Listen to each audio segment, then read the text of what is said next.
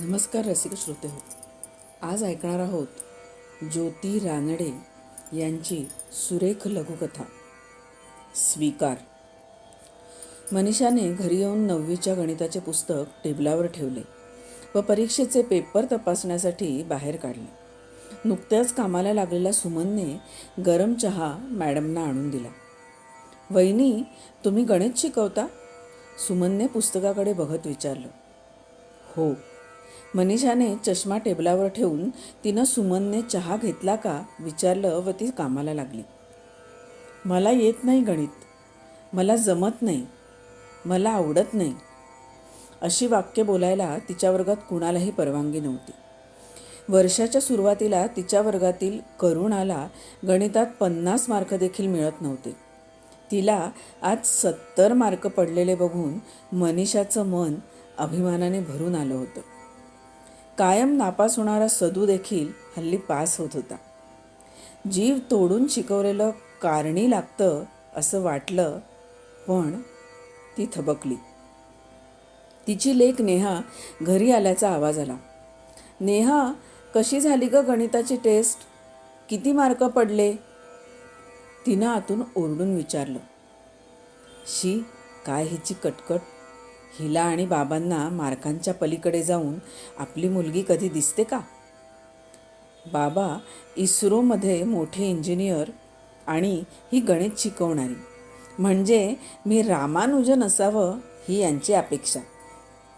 नाही येत मला गणित, नाही मला आवडत, वगैरे विचार बोलावेसे वाटले, पण तिनं ते आतल्या आत गिळून टाकले.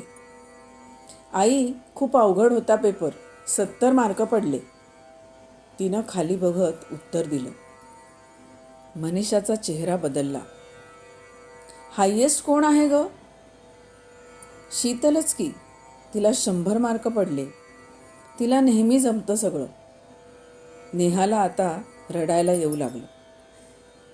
मनीषा काही बोलली नाही, पण मनात आलं, खरंच पेपर कठीण असेल तर हायेस्ट पण कमी मार्कांचा असतो. असं झालेलं नाही म्हणजे?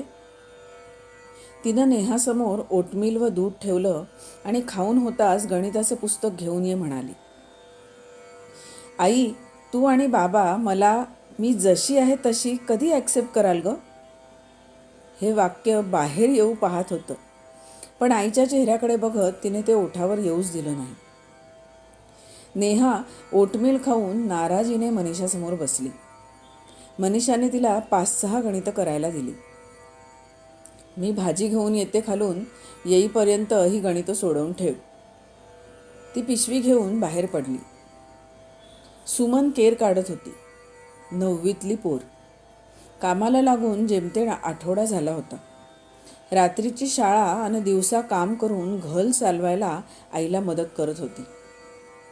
सुमननं केर थांबवून वाकून नेहाने सोडवलेली गणितं बघितली. नेहाताई, पहिलं गणित बरोबर आहे, दुसरं चुकलंय. हे बघ, मी हे असं सोडवेन म्हणून तिनं नेहाला ते सोडवून दाखवलं. आम्हाला हे असं सोडवायला शिकवलं. सुमन, किती हुशार आहेस ग.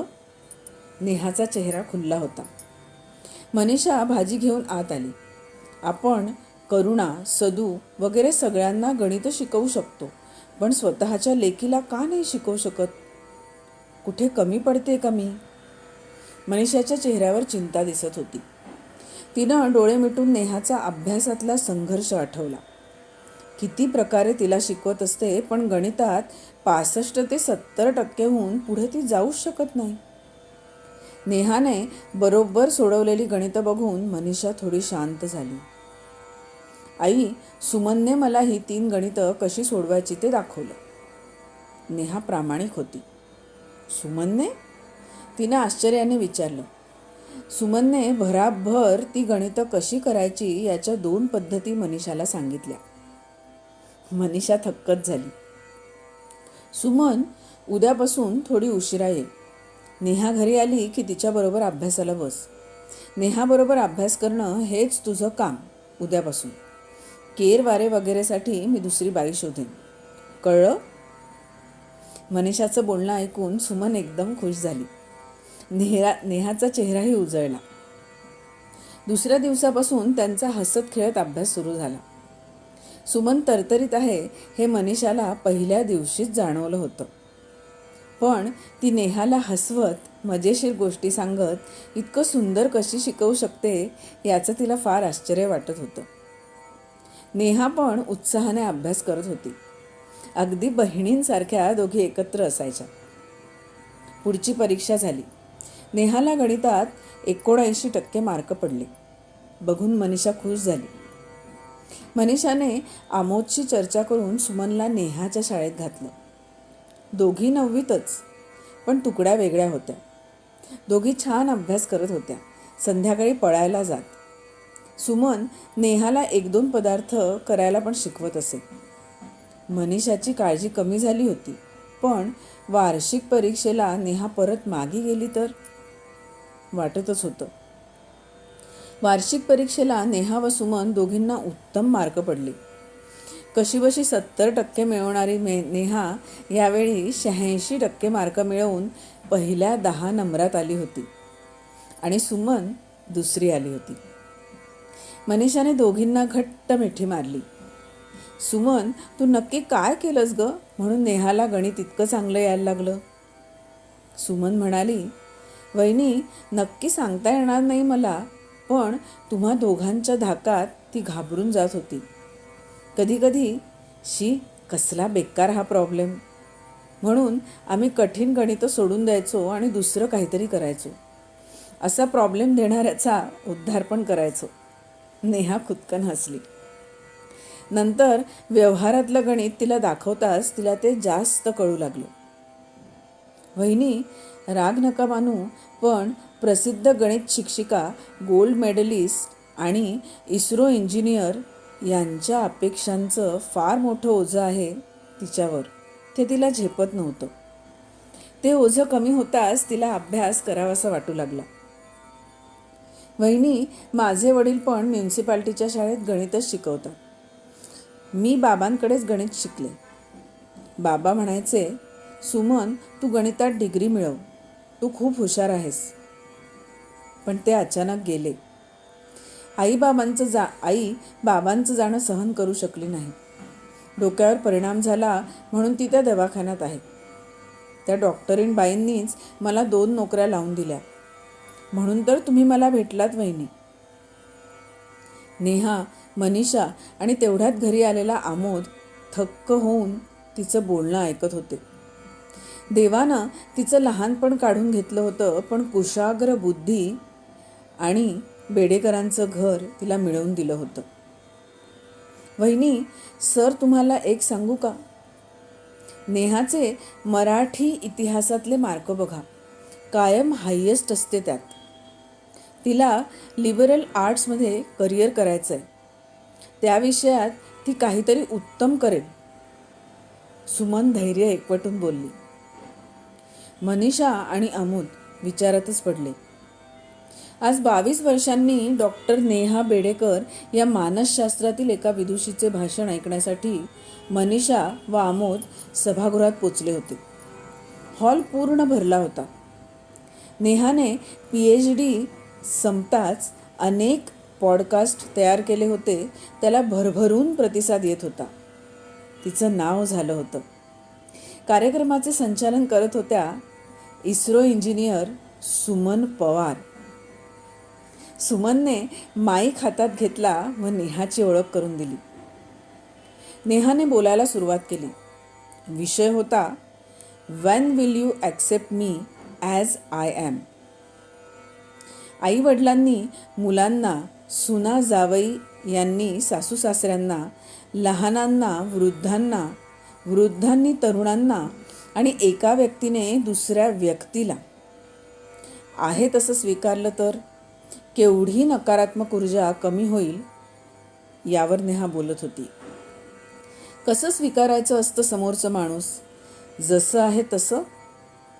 अपेक्षांचं ओझं त्यांच्यावर न टाकता, टीका न करता, दोष न देता. कसा आदर दाखवायचा मतभेद असताना? माझ्या आईबाबांनी मला जसं ॲक्सेप्ट केलं ते कसं करायचं? 2 गणितज्ञांच्या घरात आर्ट्सकडे जाणारी व गणित न आवडणारी मुलगी भरडली गेली असती, पण तिला आर्ट्सला जाण्यासाठी त्यांनी कसं प्रोत्साहन दिलं? घरी काम करणारी कामाची मुलगी आपल्या लेकीपेक्षा कितीतरी हुशार आहे, हे कसं मान्य केलं? त्या झोपडीत राहणाऱ्या मुलीने आपले डोळे उघडले, पण त्यात स्वतःचा अपमान न मानता तिला पण उत्तम शिक्षण कसं दिलं? नेहा अप्रतिम मुद्दे मांडत लोकांना समजावून सांगत होती. मनाचा मोठेपणा आणि ईर्ष्या, स्पर्धा यावर कसं काम करायचं ते सांगत होती. मनीषा व आमोद लेकीची वाणी ऐकून धन्य होऊन गेले होते. सुमनचे ते शतशः आभार मानत होते. सुमनला कसलं शिकवलं आपण? अत्यंत बुद्धिमान असलेली सुमन कुठेही असती तरी चमकलीच असती. पण स्वतः चमकताना इतरांना चमकवण्यास जो मदत करतो तो खरा वाटाड्या असतो. सुमन व नेहा घरी आल्या. मनीषाने तिला मिळालेले गोल्ड मेडल सुमनच्या गळ्यात घातले आणि बाबांनी त्यांना इस्रोमध्ये मिळालेले मेडल नेहाच्या गळ्यात घातले. बाबा, प्रोप्युलिजन मॉड्यूलबद्दल मला तुमच्याशी बोलायचं आहे. सुमन आणि बाबा चंद्रयानाबद्दल बोलण्यात गर्क होते आणि झोपडी ते इस्रो या नेहाने लिहिलेल्या पुस्तकाचा रफ ड्राफ्ट आईला दाखवण्यात नेहा गर्क होती. आईबाबांनी मुलींना त्या जशा आहेत तशा ॲक्सेप्ट केलं होतं आणि त्यामुळेच दोघीही आपापल्या क्षेत्रात आज चमकत होत्या. खरोखरच रसिक श्रोते हो, प्रत्येक व्यक्तीला ती व्यक्ती आहे तशी स्वीकारणं हे किती महत्त्वाचं आहे हे लेखिकेंना या लेखातून सांगायचं असेल. प्रत्येक व्यक्तीमध्ये गुण दोष हे असतातच, पण त्या व्यक्तीमधल्या दोषांना बाजूला ठेवून गुणांना स्वीकारणं आणि ते गुण आपल्यात कसे आत्मसात करता येतील हे बघणं हे जास्त महत्त्वाचं. काय वाटतं तुम्हाला? कमेंट बॉक्समध्ये नक्की सांगा. मनापासून धन्यवाद.